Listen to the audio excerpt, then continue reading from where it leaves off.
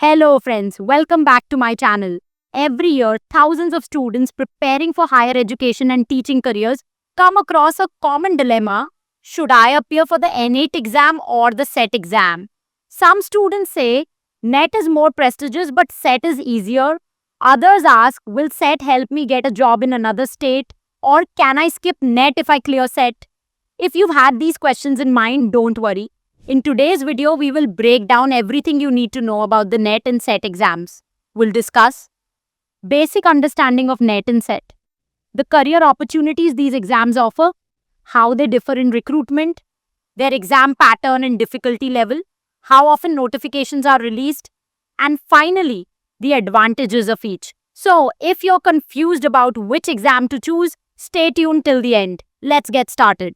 Friends, don't forget to subscribe to the channel for more valuable content. Now that we know what we are covering in this video, let's start with the basic understanding of NET and SET.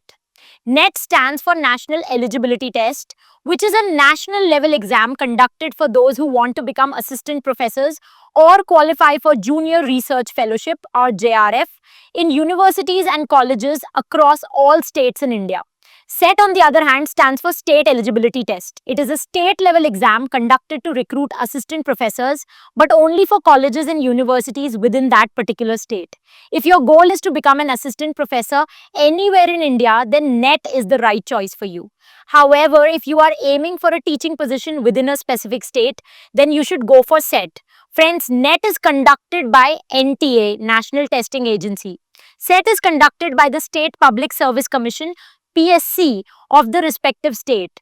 For example, in Rajasthan, RPSC, Rajasthan Public Service Commission, conducts the SET exam.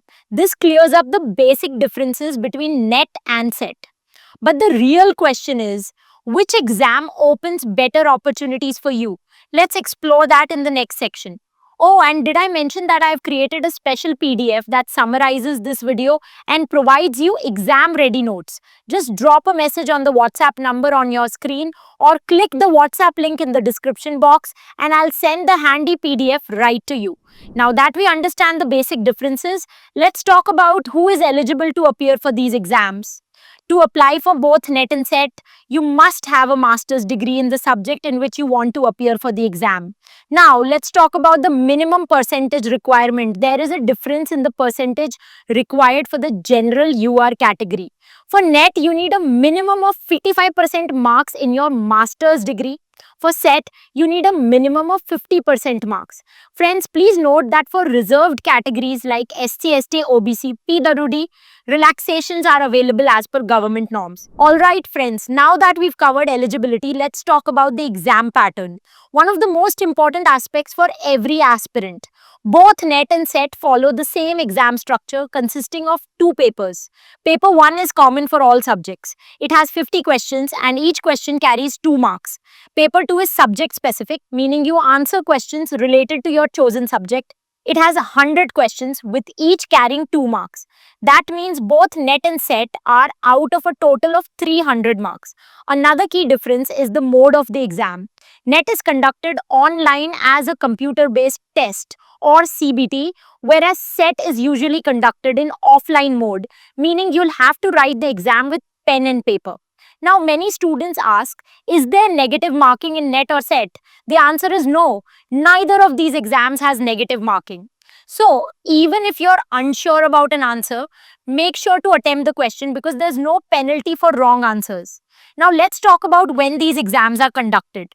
NET happens twice a year in June and December and is conducted by NTA or National Testing Agency. SET, however, is conducted only once a year and the exact date depends on the state conducting the exam. So, if you're planning to appear for SET, you'll need to keep an eye on the official notification of your respective state's Public Service Commission. Finally, let's discuss the difficulty level.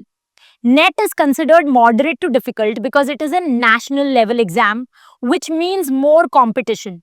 SET, on the other hand, is considered easier to moderate since it is state level and the number of applicants is usually lower. Friends, you'll be glad to know that my UGC NET Paper 1 book has been praised for its innovative teaching style by the legendary Mr. Amitabh Bachchan.